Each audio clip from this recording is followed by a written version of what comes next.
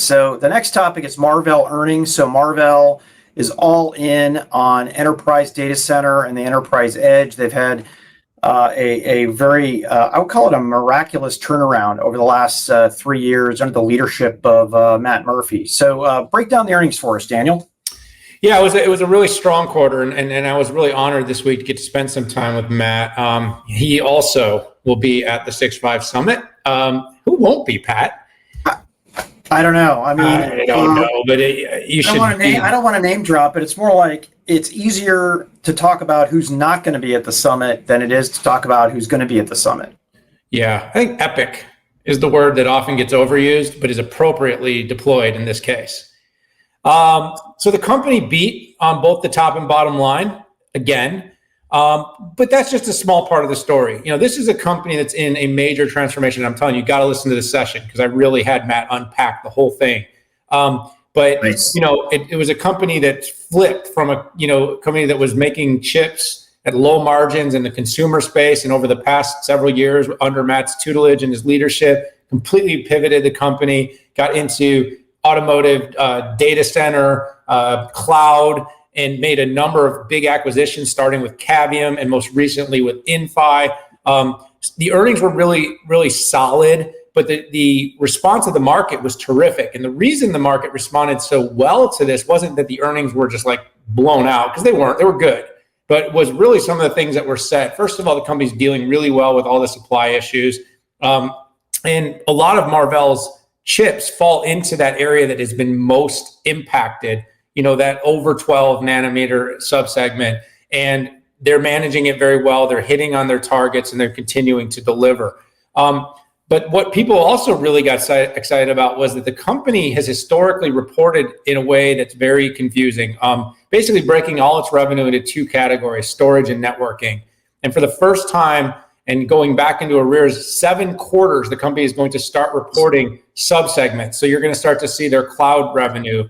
You're going to start to see, cloud data center. You're going to see automotive. You're going to see carrier numbers. You're going to see networking numbers. And it's going to be broken out in such a way where you're going to start to see all the bets and all the investments that the company's making and just how well it's doing in each of these categories. As you and I have said, Pat, plenty of times when talking about cloud providers, we hate when companies report and don't show us how numbers are breaking down. So, you call it cloud, but here's 73 things you have in your cloud number. How much IaaS are you doing? No idea? Okay, we don't know either. It's cloud.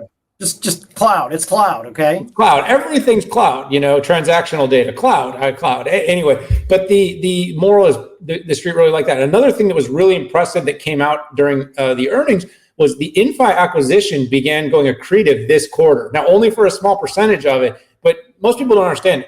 Typically, when you make an acquisition this large, and this for a company the size of Marvell was a $10 billion acquisition, big acquisition, adding a lot of capabilities in this data center networking business.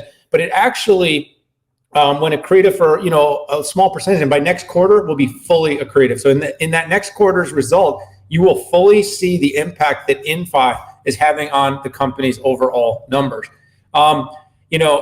Overall, Pat, with earnings, I've got Marvell on the trajectory of saying, hey, this is a semiconductor company that you may not be paying attention to, because we all watch Intel, we all watch AMD, we all watch NVIDIA, most of us watch Qualcomm. But Marvell is hot, it's up and coming, it's being selected by some of the biggest players in cloud, some of the biggest players in networking, and some big players in automotive too. And it's got a real big growth trajectory here. It's got some serious TAM expansion, and it's one of these companies, Pat, that every time you talk to them, I'm just impressed. And the results this quarter gave us no reason to indicate anything else. Yeah, I like, first of all, Marvell's focus. They used to have some consumer stuff in there, and now they don't. And they made a bunch of acquisitions. They made some divestitures. They invented the DPU appliance. They don't get any credit for it, but they did. NVIDIA made it sexy. Intel had been doing DPUs for a long time too, but Marvell was the first creator when it used to be an appliance versus a chip, and now they've got their own single or multi-chip options out there. Inphi makes 100% strategic sense, and it still does. And they did say it would be accretive, and it is. There's only two kinds of networking. there's over light and over copper.